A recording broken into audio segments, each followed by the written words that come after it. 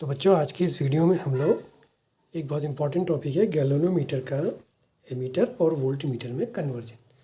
तो जैसा कि गैल्वेनोमीटर हमें पता है यूज किस लिए होता है, बहुत स्मॉल अमाउंट की करंट या करंट जैसे किसी सर्किट में करंट की सेंस पता करना है तो इसकी सेंसिटिविटी बहुत ज़्यादा होती है गैल्वेनोमीटर की। ये हमने इसको अपनी पुरानी वीडियो में पढ़ा भी था। तो करंट, बहुत स्मॉल अमाउंट की करंट को नापने के लिए प्रयोग होता है, इसकी सेंसिटिविटी बहुत हाई होती है। अब गैल्वेनोमीटर को, जैसे मान लिया गैल्वेनोमीटर है, सपोज इसका रेजिस्टेंस जो कि बहुत कम होगा क्योंकि RG मान लिया, और मान लिया ये कोई करंट IG पर वर्क करता है। ये गैल्वेनोमीटर की प्रॉपर्टी होगी। अब हमने इसका कन्वर्जन करना है, यानी कि अगर सपोज कीजिए आपके पास एमीटर या वोल्टमीटर नहीं है और आपने गैल्वेनोमीटर का यूज एज ए एमीटर करना है या एज ए वोल्टमीटर करना है। अब इसकी कंडीशन क्या होगी? चलो पहले माना हम एज ए एमीटर इसका यूज़ सीखते हैं। अब समझते हैं इसको। मान लीजिए आपके पास कोई करंट है, आई करंट आ रही है, ठीक है ना। अब इस करंट पे इस गैल्वेनोमीटर ने काम करना है। अब लेकिन गैल्वेनोमीटर की कंडीशन क्या है? वो कंडीशन ये है कि ये बहुत स्मॉल अमाउंट की करंट में काम करता है। इसमें ज़्यादा करंट जाएगी तो ये उसको नाप ही नहीं पाएगा और ये ख़राब हो सकता है। तो इसमें इतनी ही करंट आनी है जितनी कि इसकी कैपेसिटी होगी। मान लिया किसी की स्केल लिखा रहता है ना, जैसे 30 मिली एम्पियर, तो 30 के ऊपर उसमें करंट आनी नहीं है। तो अब क्या करना है हमने कि इसको एमीटर के रूप में काम करना है, यानी कि ये सारी की सारी करंट इस सर्किट में पास हो जाए या उसको नाप ले। तो हमें पैरेलल सर्किट की प्रॉपर्टी पता है, ये इसका रेजिस्टेंस हो गया RG। अब इसने काम कितने में करना है? IG में। तो होना क्या है कि इस गैल्वेनोमीटर में कितनी करंट जाए? IG ही जाए, लेकिन आ तो ही रही है नहीं, तो काम कैसे करेगा?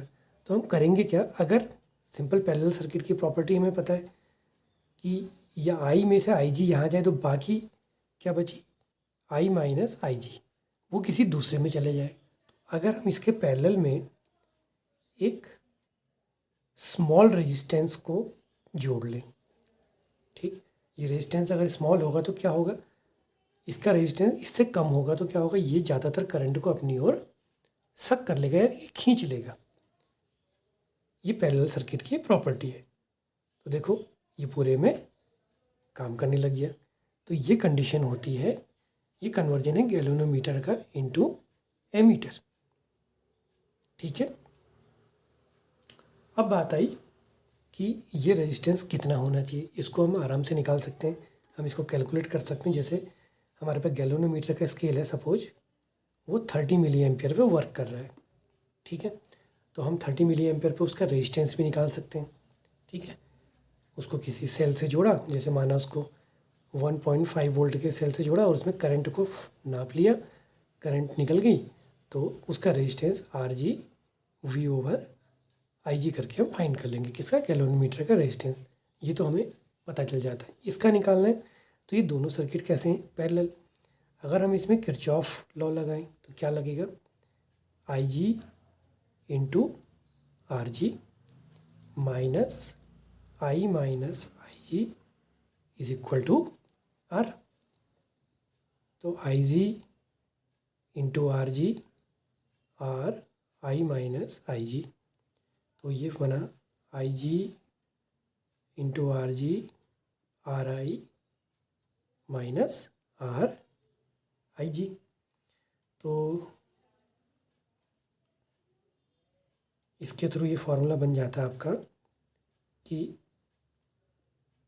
IG प्लस RG, या आप सीधे सीधे इसमें से R अगर निकालना है तो ये डिवाइड कर देते हैं इसको अगर यहीं पे डिवाइड कर दें, ये स्टेप ना करें अगर हम, तो यहाँ से R की वैल्यू कितनी आ गई, IG into RG upon I minus IG।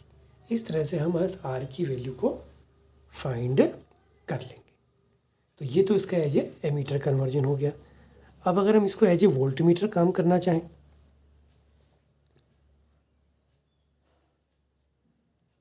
तो अब देखिए, जैसे मान लो आप कि हमें V वोल्टेज को नापना है, ठीक है।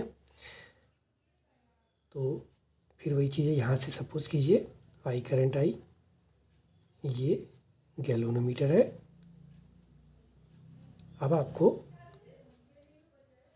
ये वोल्टेज है V, जिसको आपने ये किसी के अक्रॉस होगा, कोई रेजिस्टर होगा उसके अक्रॉस बना V वोल्टेज, उसको कैलकुलेट करना है, या किसी सेल की वोल्टेज V को नापना है। मान लिया किसी अननोन सेल की या कोई वोल्टेज V को कैलकुलेट करना है, तो कैसे करेगा। अब कंडीशन फिर वही, इसमें मान लिया करंट गई IG, तो ये हमारा जैसे सर्किट था।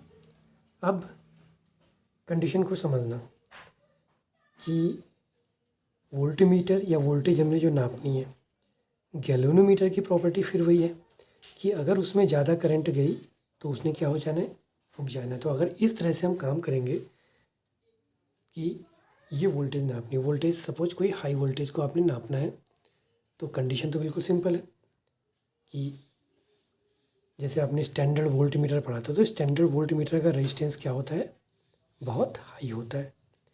अब गैल्वेनोमीटर में अगर ये सारी की सारी करंट चलेगी, फिर भी कंडीशन है कि वो ख़राब हो जाएगा, है नहीं, उसमें ज़्यादा करंट तो जानी ही नहीं है उसकी कैपेसिटी से। लेकिन अगर हम इस सर्किट की बात करेंगे तो क्या होगा, इस सर्किट के अकॉर्डिंग इसमें करंट ज़्यादा चली जाएगी। तो यहाँ करंट को ज़्यादा जाने से रोकना है, तो क्या करते हैं, इसके सीरीज में एक हाई रेजिस्टेंस लगा देंगे।